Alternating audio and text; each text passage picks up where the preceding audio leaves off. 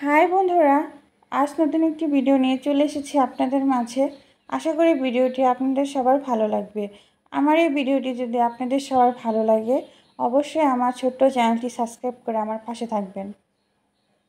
বাচ্চাদের 6 মাস মানে 180 দিন পূর্ণ হওয়ার পর থেকে মায়েদের মাথায় ঘুরপাক খায় যে বাচ্চাদের কোন কোন আইটেমের খাবার খাওয়ানো যাবে। কারণ বাচ্চারা একরকম খাবার বারবার খেতে চায় না। এর জন্য বাচ্চাকে যদি ঘুরিয়ে ঘুরিয়ে খাবার দেওয়া হয় তাহলে বাচ্চারা সঠিকভাবে খায়। আজ আমি আপনাদের দেখাবো আমি আমার বাচ্চাকে সুজি কিভাবে খাওয়াবো সে ভিডিওটি। আমি এখানে পাতিলটি পরিষ্কার করে নিয়েছি। এখন পরিমাপ মতো জল দিয়েছি। এখন আমি 3 চামচ সুজি এখানে দিয়ে দিলাম। আমি এখানে কোনো ধরনের মিষ্টি অ্যাড করব না, কারণ 1 বছর না হওয়া পর্যন্ত বাচ্চাদের চিনি বা মিষ্টি জাতীয় কোনো কিছু দেওয়া উচিত নয়। আমি এখন সুজিটি ভালোভাবে নেড়েচেড়ে জাল দিয়ে নেব। সুজি বাচ্চাদের জন্য অত্যন্ত গুরুত্বপূর্ণ একটি খাদ্য। বাড়তি খাবার হিসেবে প্রত্যেকটা মা 6 মাস পূর্ণ হওয়ার পর থেকে বাচ্চাকে সুজি খাওয়াতে পারে। সুজি খেলে বাচ্চার ওজন বৃদ্ধি পায়, তার সাথে সাথে বাচ্চা পেট ভরা থাকে। এছাড়া রয়েছে সুজিতে প্রচুর পরিমাণে পুষ্টি উপাদান, যা বাচ্চার জন্য অত্যন্ত গুরুত্বপূর্ণ। দেখতেই পাচ্ছেন আমার সুজি এখানে জাল করা হয়ে গেছে। সুজিটা আমি এইভাবে জাল করে নিয়েছি, একদম ঘনও না একদম পাতলাও না। এখন আমি সুজিটি নামিয়ে নিয়েছি। এই যে দেখতেই পাচ্ছেন সুজিটা কীরকম হয়েছে।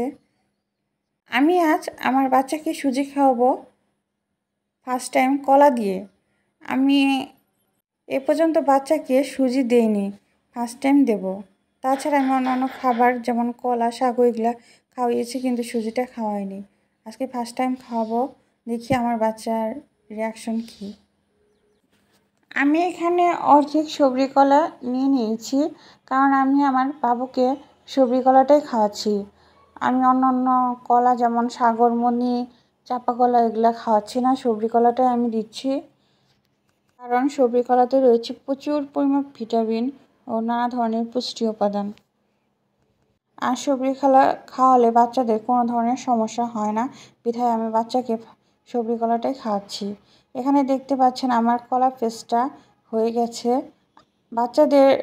বাচ্চাদের কোনো খাবার খাওয়ানোর আগে অবশ্যই খাবারগুলো ভালোভাবে পেস্ট করে নিতে হবে, যাতে করে বাচ্চারা সুন্দরভাবে খেতে পারে। এখন আমি কলা পেস্টের সাথে আমি যে সুজিটা জাল দিয়ে রেখেছিলাম সেটা আমি দিয়ে দিলাম, দেখতেই পাচ্ছেন এখানে। আমি এখন এর মধ্যে আরেকটা জিনিস অ্যাড করে দেব, সেটা হচ্ছে আমি আমার বাবুকে যে ফর্মুলা মিল্ক খাওয়াই সেই ফর্মুলা মিল্ক আমি এখানে দিয়ে দেব। আমি আমার বাবুকে ল্যাকটোজেন 2 খাওয়াই, সেটাই আমি এখানে অ্যাড করে দেব। আমি আগের ভিডিওতেও বলেছি এই কৌটার ভিতরে আমি ল্যাকটোজেন 2 ঢেলে নিয়ে সেটাই খাওয়াচ্ছি বাবুকে। কলা, সুজি আর ফর্মুলা মিল্ক একসাথে ভালোভাবে পেস্ট করে নেব। এর সাথে দিয়ে দেবো আমি গরম জল, কারণ আমার বাচ্চা এত ঘন খাবার খেতে পারে না, বিধায় আমি এটা একটু পাতলা করে নেব। এজন্য আমি আগে থেকে গরম জল করে রেখেছি। এখন আমি এর মধ্যে গরম জল ঢেলে দিলাম।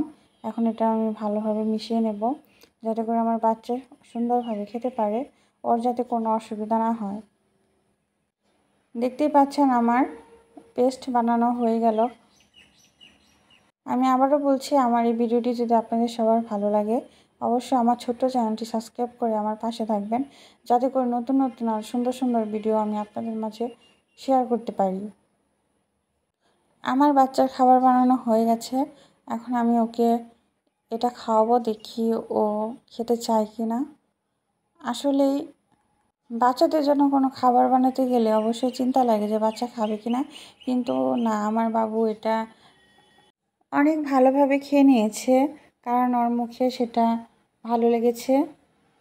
আপনারা এরকমভাবে বাচ্চাদের খাওয়ানোর জন্য ট্রাই করতে পারেন, অবশ্যই আপনাদের বাচ্চারও ভালো লাগবে। এই ভিডিওটি সবার মাঝে শেয়ার করে দেবেন। ভালো থাকবেন সবাই।